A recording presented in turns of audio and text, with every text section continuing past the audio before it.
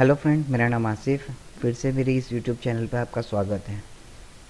इस वीडियो में हम पढ़ेंगे सी लैंग्वेज के बारे में। तो चलिए शुरू करते हैं। C language is a programming language. जैसे फ्रेंड, इससे पहले मैंने जो वीडियो बनाया था वो इसी टॉपिक के ऊपर बनाया था, जिसमें मैंने आपको बताया था कि लैंग्वेजेस कौन कौन सी है, उसका क्या यूज़ है, हम कब और कहाँ कौन सी प्रोग्रामिंग लैंग्वेज यूज़ करते हैं। अगर आपने वो वीडियो नहीं सुना, लेक्चर 1 नहीं सुना है, तो प्लीज़ आप एक बार उस वीडियो को ज़रूर सुन लें। C stands for computer. C मतलब सी स्पेसिफाइड किसके लिए किया हुआ है? कंप्यूटर के लिए। सी लैंग्वेज हम लिखते हैं ना, तो C for computer, right. And C language is a middle level language program, right. देखिए फ्रेंड्स, जैसे मैंने आपको इसके पहले वीडियो के अंदर भी ये भी बताया था कि कौन कौन सी प्रोग्रामिंग लैंग्वेजेस होती है, राइट। सी, सी प्लस प्लस, जावा, पाइथन, PHP, GSP, ये सब प्रोग्रामिंग लैंग्वेजेस है। बट कुछ प्रोग्रामिंग लैंग्वेजेस है वो हाई लेवल लैंग्वेज प्रोग्रामिंग होगी, और कुछ होगी वो मिडिल लेवल लैंग्वेज प्रोग्रामिंग होगी। तो चलिए एक बार मैं आपको उसे समझा देता हूँ कि अंडरस्टैंडिंग टाइप्स ऑफ लैंग्वेजेस। सब तीन तरीके की टाइप्स की लैंग्वेज होती है, तीन टाइप्स की लैंग्वेजेस होगी। कंप्यूटर प्रोग्रामिंग लैंग्वेज तीन टाइप की होगी। एक होगा लो लेवल लैंग्वेज, एक मिडिल लेवल लैंग्वेज और एक हाई लेवल लैंग्वेज। तो चलिए समझते हैं कि लो लेवल लैंग्वेज किसको कहते हैं। तो फ्रेंड्स, जैसे मैंने आपको बताया था कि प्रोग्रामिंग करना मतलब कंप्यूटर को इंस्ट्रक्शन देना, राइट। एम आई राइट? कंप्यूटर को इंस्ट्रक्शन देंगे, बट ऑब्वियसली हमको उसी लैंग्वेज में इंस्ट्रक्शन देना पड़ेगा जो कंप्यूटर जानता है, राइट। अगर मुझे आपसे कुछ काम लेना है, तो बट ऑब्वियसली मुझे उसी लैंग्वेज में आपको समझाना पड़ेगा जो लैंग्वेज आप समझते हो, राइट। तो मुझे भी कंप्यूटर से कुछ काम लेना है तो मुझे कंप्यूटर को इंस्ट्रक्शन देना पड़ेगा, एम आई राइट? तो कंप्यूटर को इंस्ट्रक्शन देंगे तो बट ऑब्वियसली हमको उसी लैंग्वेज में देना है जो कंप्यूटर जानता है। कंप्यूटर कौन सी लैंग्वेज जानता है? कंप्यूटर जानता है लो लेवल लैंग्वेज। कंप्यूटर सिर्फ खाली 0 एंड 1 में समझता है, बस उस बाकी कुछ नहीं, राइट। तो हम प्रोग्रामिंग करेंगे तो प्रोग्रामिंग 0 1 में तो पॉसिबल नहीं है, बहुत प्रॉब्लम होगी, it is very difficult to write, बराबर। और वो 0 एंड 1 वो में लिखा हुआ प्रोग्राम जो है वो डायरेक्टली हार्डवेयर रजिस्टर से डील करता है, और मशीन लैंग्वेज बोलते हैं उसको। क्या बोलते हैं? मशीन लैंग्वेज बोलते हैं। हाँ। उसके बाद middle level language programme. Middle level language programming क्या क्या होता है? जैसे फॉर एग्जांपल एक एग्जांपल मैं आपको दूं कि माइक्रोसॉफ्ट वर्ड के अंदर अलग अलग टूल ऑलरेडी दिए हुए हैं, राइट। तो हम लोग क्या करते हैं, कौन से टूल का क्या यूज़ है, उसके कहाँ यूज़ होता है, हम सिर्फ खाली वही चीज़ सीखते हैं, राइट। बाकी दिया हुआ है, ऑलरेडी हमें दिया हुआ ही है। इसी तरीके से मिडिल लेवल लैंग्वेज प्रोग्रामिंग कोई भी होगी। जैसे मिडिल लेवल लैंग्वेज प्रोग्राम कौन कौन सी है? तो सी एंड C प्लस प्लस, ये दोनों मिडिल लेवल लैंग्वेज प्रोग्राम है। किसने डेवलप की है? तो डेनिस रिच ने डेवलप की है 1972 के अंदर, बेल लेबोरेटरी के अंदर उसको डेवलप की गई थी, राइट। तो ये सारे जो स्क्रीन पर आप देख रहे हो वो पॉइंट्स आप बुक्स के अंदर नोट डाउन भी कर लीजिएगा, ताकि आपको इंटरव्यू के अंदर आसानी रहे।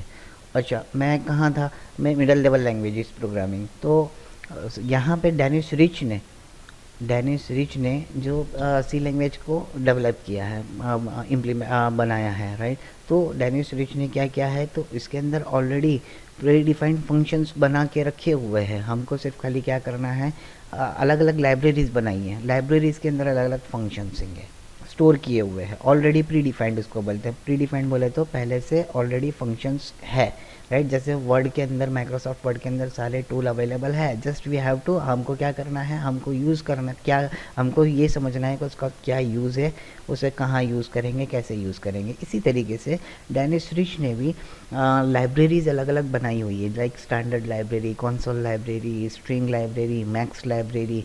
तो अलग अलग लाइब्रेरी के अंदर कैटेगरी वाइज अलग अलग लाइब्रेरीज के अंदर अलग अलग फंक्शंस ऑलरेडी डिफाइन किए हुए हैं, उसमें स्टोर किए हुए हैं, राइट। तो हमको क्या करना है, उस फंक्शंस का यूज़ करना है सिर्फ खाली, राइट।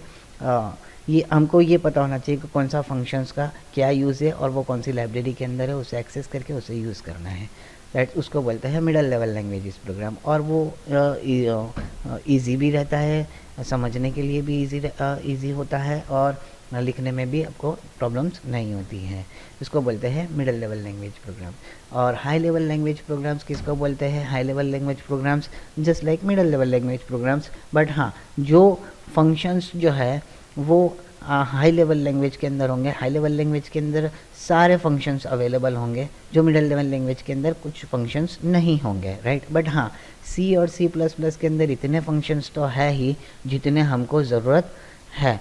जो प्रोग्राम बनाने के लिए जो भी फंक्शंस की हमको रिक्वायरमेंट है, ठीक है, वो फंक्शंस ऑलरेडी अवेलेबल तो होंगे ही इसके अंदर, राइट। मीन्स आपका जो रिज़ल्ट है, आपको जो रिज़ल्ट आपको जनरेट करना है, वो रिज़ल्ट तो आपको मिल ही जाएगा। अब हाई लेवल लैंग्वेज किसको कहेंगे? तो ये सारे हाई लेवल लैंग्वेज प्रोग्राम है, visual basic, PHP, Python, visual C# और भी काफ़ी सारी हाई लेवल लैंग्वेजेस प्रोग्रामिंग है, जिसके अंदर काफ़ी सारे बिल्ट इन फंक्शंस आपको मिल जाएंगे और आप इजीली एप्लीकेशंस को डेवलप कर सकते हैं। अच्छा फ्रेंड्स, एक और बात कि जैसे हम प्रोग्रामिंग करेंगे वो मशीन लैंग्वेज में तो करेंगे नहीं, लो लेवल लैंग्वेज में तो करेंगे नहीं, राइट। तो हम करेंगे या तो मिडिल लेवल लैंग्वेज प्रोग्रामिंग होगी या तो हम हाई लेवल लैंग्वेज प्रोग्रामिंग में करेंगे।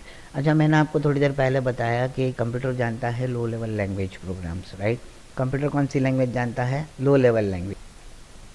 और हम प्रोग्रामिंग करेंगे वो या तो हाई लेवल में होगी या तो मिडिल लेवल में होगी, राइट। तो कंप्यूटर कैसे समझेगा?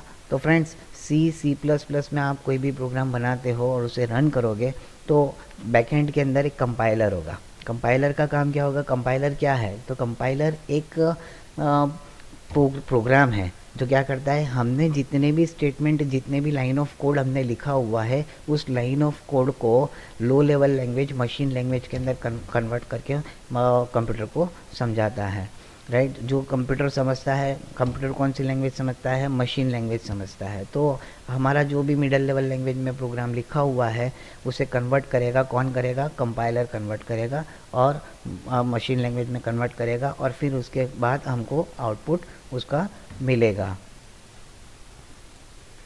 कोई भी लैंग्वेजेस हो, मिडिल लेवल लैंग्वेज हो, हाई लेवल लैंग्वेज हो, मीन C हो, C++ हो, विजुअल बेसिक हो, PHP हो, पाइथन हो, विजुअल C# हो, कोई भी प्रोग्रामिंग लैंग्वेज होगा, उसके साथ में कंपाइलर होगा या तो फिर इंटरप्रेटर होगा।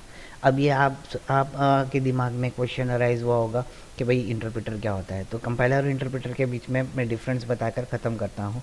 कंपाइलर क्या करेगा? कंपाइलर क्या करेगा कि हमारा जो पूरा प्रोग्राम है, जितनी भी लाइन है, सबको एग्जीक्यूट करने के बाद हमें अगर एरर होगी तो हमें एरर बताएगा कि कितनी एरर है प्रोग्राम के अंदर, अदरवाइज़ हमको आउटपुट देगा, नहीं होगी तो आउटपुट देगा। इंटरप्रेटर क्या करेगा? लाइन बाय लाइन, एक एक लाइन एग्जीक्यूट करेगा और जहाँ एरर होगी वहीं पे स्टॉप होगा, वो आगे कंटिन्यू प्रोग्राम को चेक करने नहीं जाएगा। कंपाइलर पूरा प्रोग्राम चेक करने के बाद हमको मैसेज देता है कि एरर्स है कि नहीं है, और इंटरप्रेटर क्या करेगा? जहाँ एरर है वहीं पे स्टॉप हो जाएगा, वही लाइन पे स्टॉप हो जाएगा और हमको मैसेज दे देगा कि इसके अंदर कितनी एरर्स है तो कितनी एरर्स है, नहीं है तो कुछ नहीं है, आउटपुट फिर हमको प्रोवाइड करेगा। अच्छा, जो सी लैंग्वेज जो है, यूनिक्स ऑपरेटिंग सिस्टम जो है और यूनिक्स एप्लीकेशन जो है वो टोटली सी लैंग्वेज के प्रोग्राम में लिखी गई लैंग्वेज, लिखी गई ऑपरेटिंग सिस्टम है। यूनिक्स ऑपरेटिंग सिस्टम और यूनिक्स एप्लीकेशन जो है वो टोटली सी लैंग्वेज के थ्रू लिखी हुई एप्लीकेशंस है और सी लैंग्वेज हैविंग कंपाइलर, जैसे मैंने आपको बताया। इस वीडियो में इतना ही, नेक्स्ट वीडियो में मिलते हैं। अगर आपको वीडियो पसंद आया, लाइक करें, शेयर करें, subscribe, and thanks for listening. Good bye.